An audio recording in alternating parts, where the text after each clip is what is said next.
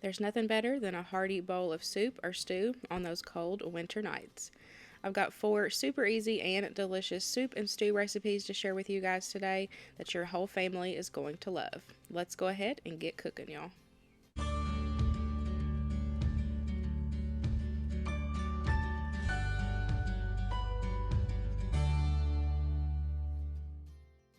Beefy vegetable soup is definitely a favorite in my house. I will make sure to have my recipe linked down below for you guys. You can make it on the stovetop in about 30 to 40 minutes, or you can put it in the crock pot and let those flavors marry together for a few hours, which is my personal favorite. I'm going to go ahead and start off by cooking up my ground beef with some onion and some seasoning, and then we will drain it and add everything to the crock pot. We're going to add in our cooked and drained ground beef to our crock pot. And then we're going to add in some water and some beef bouillon. If you don't use beef bouillon, just use beef broth in place of the water and the powder. And then I'm going to add in a packet of dry Italian. Then we're going to add in our bag of frozen mixed veggie blend and our cubed potatoes. We're going to add in some tomato juice, give it a stir, put the lid on it, and let it cook on low for about 6 to 8 hours. You're just marrying the flavors together, cooking down those vegetables, and it is going to be delicious.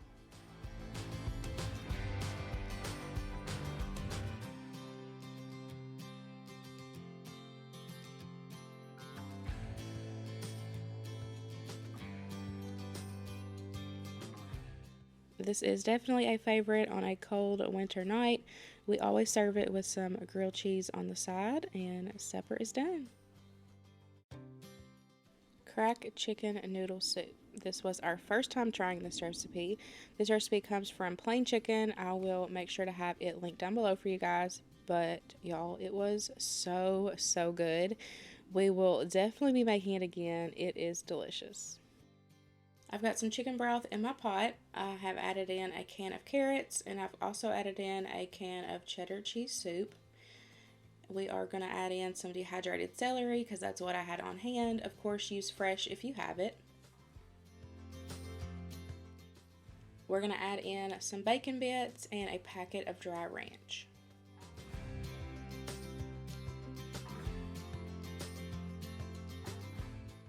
I have filled my empty can with milk. We're going to dump that in, give everything a good stir, and then I'm going to go ahead and add in some already cooked shredded chicken. We're going to let that come to a boil and let those flavors marry together. While that is going, I'm going to make us some broccoli cheddar cornbread to go with the soup tonight. This is so good. I've been making it for years. I just follow the directions on the side of the package on the Jiffy box. Of course, you can double, triple it, however many people you need to worry about feeding. And then I'm just going to add in some cheddar cheese and some chopped up broccoli that I have just thawed out. And then we're just going to put it in a baking pan. You can use cast iron, you can use muffin tins, make them into little cornbread muffins, whatever you want to do. But these are so good. All you do is bake this in a 350-degree oven until a toothpick comes out clean. Now it's time to add in our noodles, and we're just going to let those cook through. You guys, this was so good. And honestly, we actually liked it better once it kind of cooled and it thickened up. It made it like creamy chicken and noodles versus a soup, but it was so good, and we will definitely be making it again. It was like, I can't rave over this enough. If you have not tried this recipe before, you definitely have to give this one a try. If you are a hearty meat and potato family, this is definitely going to be a new go-to. Beef stew is so delicious. The recipe that I'm loosely following, I will make sure to have linked down below, but as you know, I don't follow recipes to a T, and I change out ingredients based off what I have in my house, and that's definitely what I did for this one, but it is so good.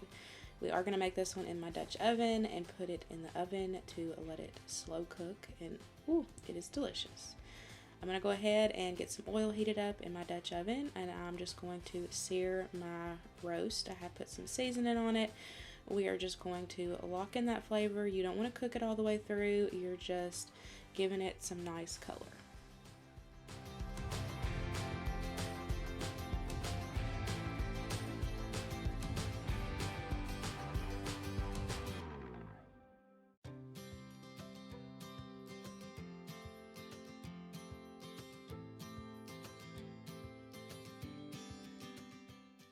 Now that we have some color on all sides of our roast, we're going to go ahead and add in our onions. After a few minutes of letting the onions cook, we're going to go ahead and add in a couple tablespoons of garlic. Of course, add as little or as much as you want. In this house, you can't go wrong with garlic. We love it. I'm just going to give that a stir, and we're just going to let that get fragrant. And then I'm going to deglaze my pan with a can of beef broth.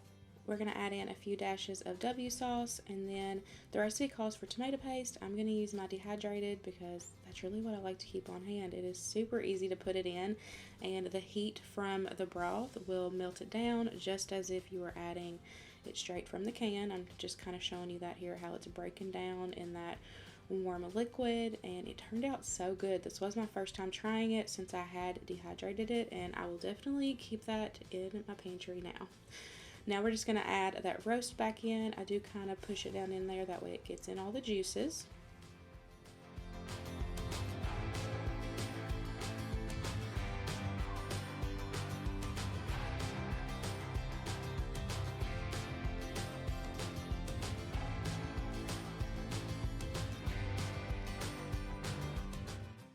And then we're going to add our vegetables on top. I chose potatoes and carrots. And then I did go out of the recipe for the topping of this because I didn't think that my veggies would have enough seasoning since they were on top and not in, marrying in all those juices from the roast. And so I added in a few tablespoons of onion soup mix. I do make mine homemade, but of course just use a packet that you get in the store if you don't make yours homemade. If you want to know how to make it homemade, I will have that video linked down below for you guys. And then we are just going to get this put in the oven at 250, 300 for about 3 to 4 hours. You just want to make sure that your roast falls apart.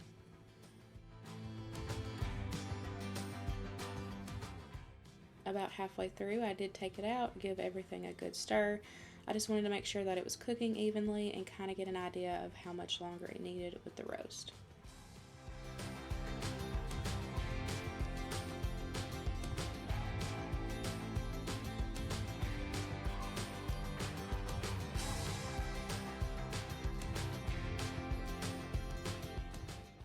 And here's what it looks like when it was all done. It was so good. The meat just fell right apart, and it was so tender, and the veggies were cooked perfectly. Last but not least is cod stew. You guys, I tried this recipe for the first time years ago in a recipe swap here on YouTube. I will have the original recipe video linked down below. And we love it, and we have been making it for years. It is so good, but it had been a minute since I made it, so I really wanted to make it again, especially right now with it being all cold and needing a nice hearty cozy dish.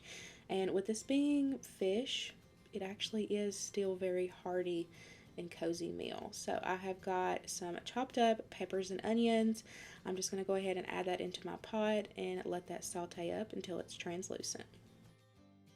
We're going to give our veggies a season with some salt and pepper, and we're just going to continue to cook these until they're cooked down just a little bit more. You want them a nice golden brown color like you see here. Now we're going to add in a couple tablespoons of garlic. Just give it a mix for a minute or two just till it gets fragrant. Now we're going to add in a can of fire roasted diced tomatoes. We're also going to add in our potatoes and our carrots.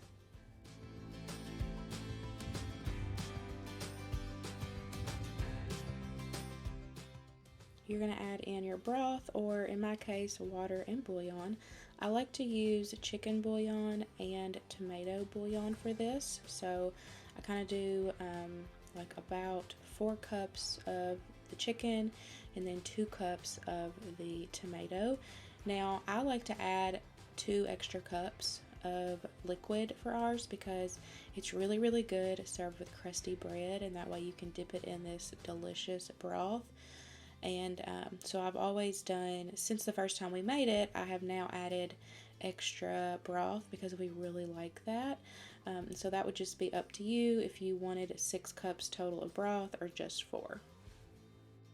We're going to bring that to a boil, put the lid on it, and let it simmer for about 15 to 20 minutes. You just want to make sure that your veggies are cooked all the way through. I have had this cod here between some paper towels to get nice and dry. Now I'm going to add on some salt. That way once the veggies are done, we can add it right on top. I just gave the veggies a taste test to make sure they were cooked all the way through. Now we're going to go ahead and add that cod right on top. Now fish does not take any time to cook, so this is why you add this right at the end. Give it about 8 to 10 minutes. That's all it needs in this hot boiling broth. Don't worry about it being undercooked because it will definitely cook all the way through.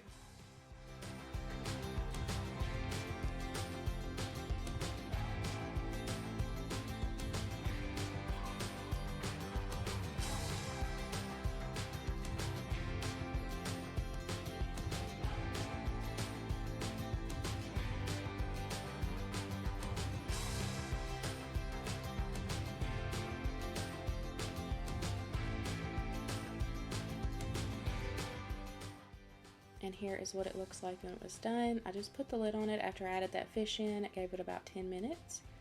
And I'm telling you guys, it is so good. If you like fish, give this a try. Like, I know it seems weird, but I promise it is so good. It's so flavorful. That broth is delicious.